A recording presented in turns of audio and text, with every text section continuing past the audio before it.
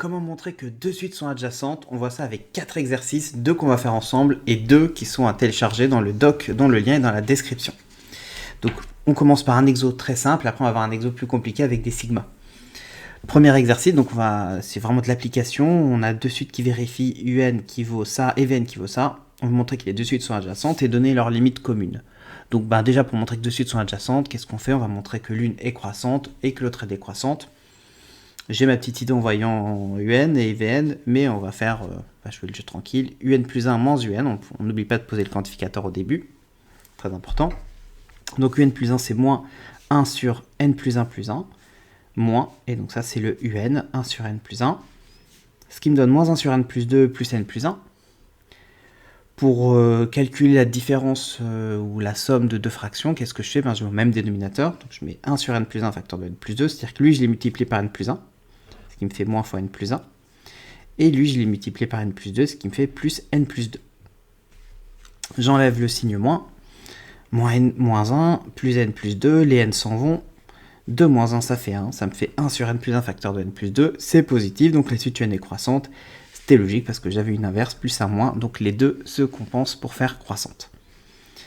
Vn, là ça va être juste inverse, donc ça va être décroissant, mais on y va, donc soit n appartenant à grand N, Vn plus 1 moins Vn, N plus 1 plus 3 moins 1 sur N plus 3, ce qui me fait 1 sur N plus 4 moins ça. Pareil, je mets le même dénominateur, donc lui je le multiplie par N plus 3, et lui je le multiplie par N plus 4 en mettant bien le moins. Ce qui fait que quand je vais développer, ça va me faire N plus 3 moins N moins 4. Les N s'en vont, 3 moins 4 ça fait moins 1, c'est négatif, donc la suite Vn est décroissante. Il ne me reste plus qu'à montrer que UN moins Vn tend vers 0. Alors il y a deux façons de le faire.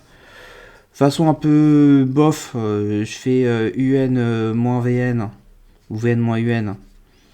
Et ce qui me fait en fait 1 sur N plus 3 plus 1 sur N plus 1 et je mets au même dénominateur et c'est un peu stupide parce qu'on perd du temps. Ici, beaucoup plus simple, hein, on fait déjà qu'elles convergent en fait. On peut calculer limite du n moins Vn. Et limite de n et limite de Vn, donc après on fait limite de n moins Vn, c'est 0 moins 0, et après c'est adjacent, donc ça converge et ça a la même limite. Mais voilà. Et alors tu vas me dire, oui, on avait déjà le fait qu'elles convergeaient vers la même limite, donc ça sert à quoi de montrer qu'elles sont adjacentes? Très bonne question, ça sert à faire l'exo. Mais en fait, surtout, ce qui nous manquait, c'était que l'une était croissante et que l'autre était décroissante. Un cas plus compliqué, évidemment, là maintenant, ça. Donc on va pas faire celui-là, on va faire celui-là, tu pourras le faire en téléchargeant le document. On va faire celui d'après, celui-là. Donc j'ai ces deux suites, UN et Vn qui sont adjacentes. Je vais vous montrer qu'elles sont adjacentes, donc je vais faire UN plus 1 moins UN d'abord, donc soit n appartient à n étoiles, parce qu'ici je suis sur n étoiles. Donc on y va. Donc UN plus 1 moins UN, ça fait cette somme jusqu'à n plus 1, et cette somme jusqu'à n.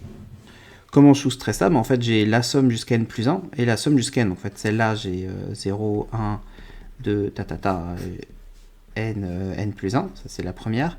Et la deuxième, c'est toute celle-là. Donc, si je fais toute celle-là moins toute celle-là, il me reste quoi? Il me reste que le terme en n plus 1, c'est-à-dire 1 sur n plus 1 factoriel. Et je mets les termes, c'est limite 2 à 2, super égal à 0. Donc, c'est UN qui est croissante. Vn plus 1 moins Vn, donc... j'écris UN plus 1 plus 1 sur N plus 1 factoriel, moins UN sur 1 sur N factoriel. Je mets bien la parenthèse pour ne pas me tromper. Je ne fais pas de tête, je mets moins entre parenthèses, c'est plus clean. UN plus 1 moins UN, ça tombe bien, je l'ai calculé. On a dit que c'était 1 sur N plus 1 factoriel. Donc j'utilise le calcul précédent. Je ne vais pas tout refaire, ça serait stupide. J'ai 1 sur N plus 1 factoriel, plus 1 sur N plus 1 factoriel, moins 1 sur N factoriel. Donc je suis un peu déçu parce que je m'étais dit peut-être que les N plus 1 factoriel vont simplifier. Mais non, dommage. Donc je me retrouve avec 2 sur n plus 1 factoriel moins 1 sur n factoriel. Alors évidemment, le truc à pas faire, c'est multiplier lui par n factoriel et multiplier lui par n plus 1 factoriel pour mettre au même dénominateur. Ici, pour mettre au même dénominateur, c'est beaucoup plus simple. Ici, je multiplie par n plus 1 et lui, je multiplie par n plus 1 au numérateur. Et n factoriel fois n plus 1, ça nous fait n plus 1 factoriel. C'est beaucoup plus rapide. Donc, ce qui nous fait ça. Très bien. Donc, maintenant que je suis au même dénominateur, je peux soustraire. Ça me fait 2 moins n moins 1. Ce qui me fait 1 moins n. Et c'est là où c'est intéressant, en fait, d'avoir eu n à partir n étoile. Parce que si n était égal à 0, c'était positif. Alors que là, avec n qui est plus grand que 1, c'est tout le temps négatif. Donc Vn plus 1 moins Vn est négatif. En fait, Vn, elle est décroissante à partir... si imaginons que UN est... Rien n'empêchait UN et Vn de démarrer avec n égale 0, parce que ici, k démarre à 0. Donc j'avais pas ce problème au niveau du sigma, il fallait que lui soit plus grand que lui. Mais effectivement, pour que l'une soit croissante, l'autre décroissante, il fallait que ça démarre à n étoiles. Donc c'est pour ça que l'énoncé nous a mis n étoiles. Donc j'ai Vn qui est décroissante, il ne me reste plus qu'à montrer que la différence des deux fait une limite qui tend vers 0. Donc je fais un moins Vn, alors je vais faire Vn moins un, parce que ici j'ai Vn égale un, donc ça va être plus pratique. Vn moins un, ça me fait un plus 1 sur n factoriel moins un, et donc 1 sur n factoriel, et donc ça me fait bien limite de Vn moins un qui vaut 0. Je résume tout, un est croissante, Vn est décroissante, et limite de Vn moins un égale 0. Alors là j'ai écrit comme ça, j'aurais très bien pu faire plus simple, tu vois, je mets i ici, et donc là un croissante, 2i ici, et la Vn décroissante, et après, du coup, d'après i, là c'est le 3i, et d'après i, 2i, 3i, j'ai bien un et Vn qui sont adjacentes. En déduire que les deux suites convergent vers un même réel, là c'est du cours. Elles sont adjacentes, j'aurais pu préciser, donc les suites sont adjacentes, j'aurais pu préciser ça en plus, un et Vn sont adjacentes. Donc elles convergent vers la même limite, elle appartenant à grand R.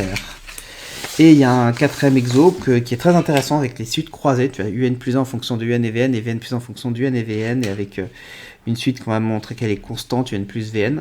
Donc ça c'est un bon exo que tu peux faire pareil en téléchargeant le doc, parce que pour deux raisons, déjà pour faire des exos supplémentaires, et aussi pour refaire les exos que l'on vient de faire ensemble, parce que faire et comprendre c'est bien, refaire par soi-même c'est mieux, et avec la correction c'est encore mieux. Donc télécharge le doc dans la description, c'est gratuit, 90 pages sur les suites avec le cours et les exercices, et notamment la prochaine vidéo qui va être une vidéo sur les suites arithmético-géométriques. Donc pour pas la rater, abonne-toi.